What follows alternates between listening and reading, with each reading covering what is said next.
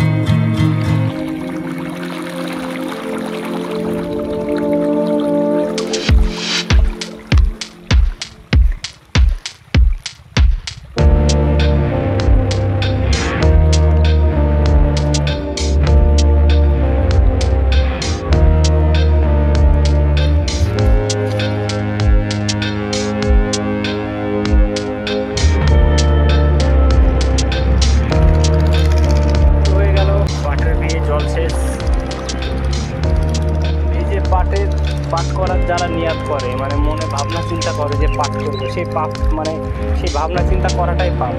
কারণ যেদিন থেকে ভাবনা চিন্তা করবে তারপর থেকে শুধু কাজ আর কাজ, কাজ আর কাজ। মানে যতদিন না সেই পাঠগুলোকে বিক্রি করতে পারবে, ঘর থেকে তাড়াতে পারবে, ততদিন কোনো আরাম নেই, শান্তি নেই। এই যে প্রথমে চাষ করো, তারপরে যে পিলি কাটো, তারপরে যে জলসেচ দাও, এখন শুরু হয়ে গেল। আর তারপর রোদের যে টেম্পার, তাতে মনে হয় না যে এই জল দেওয়ার পর মানে ভুঁইয়ে রস থাকবে, 3-4 দিন পর আবার জল দিতে হবে। আর এক বিঘাতে 5 ঘন্টা 6 ঘন্টা, প্রায় 5 ঘন্টা দূরে থাক, 6 ঘন্টার উপর জল লাগছে এক বিঘাতে। এই করে চাষে কত টাকা থাকবে? এখন আমরাই করছি বলো, আমরাই ধরো চাষি, আমাদের কত টাকা থাকবে? তাও করতে হচ্ছে, মানে মন মানছে না। আমাদের পাশের জমি এখনও করেনি গো, মানে কিছু কাটেনি, মানে পাট বুনবে, সেচ নেবে, কিন্তু দেরিতে।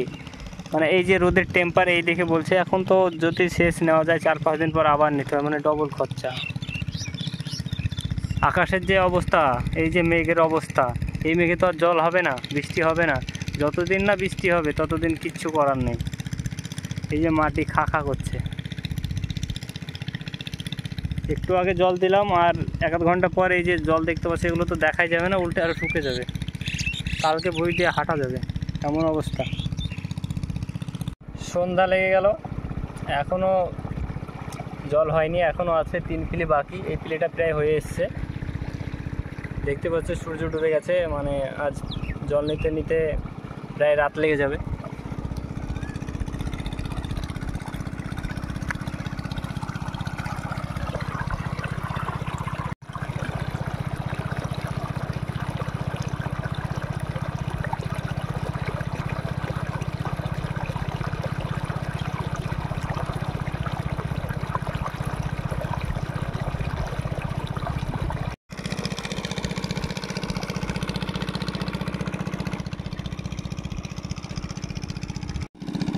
ভুঁয়ে শেষ নিতে নিতে সূর্য থেকে চাঁদ পর্যন্ত দেখে নিলাম ভাই, তাও এখনো হলো না।